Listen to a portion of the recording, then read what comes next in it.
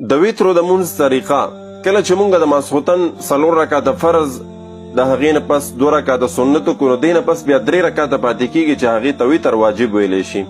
په دغه ویترو کې په اخرني رکعت کې مونږ اللهم انا یعنی دعای قنوت وایو. دا به څنګه وایو؟ ګورئ د ویترو د مونځ طریقه دا ده چې کله تاسو سنت او فرض وکړل اخره کې 3 رکعاته ویتر به تاسو داسې کوئ چې اولنی رکعت به هم ډک وکړئ، یعنی صورت به پکې ووایئ. دې نه پس به 2م رکعت هم وکړئ، په دې کې به هم صورت ووایئ. ډک رکعتونه دي، 3 واړه چې دي د ویترو دا ډک دي، دا رکعتونه چې دي دا ډک دي. نو کله چې 2م رکعت تا وکړو التحیات دی وویله، د التحیات تشهد نه پس به بیا پاسېږي، سلام به نه اړئ، اللهم صل درود شریف به نه وایئ، ډایرکټ به پاسېږي او بیا به سورې فاتحه شروع کړي، ورپسې به یو صورت ووایئ کوم چې ته په مونځ کې وایې تا ته یاد وي. د صورت نه پس به بیا تکبیر وکړي الله اکبر، او هغې نه پس به اللهم ان شروع کړي تر بالکفار ملحقه پورې.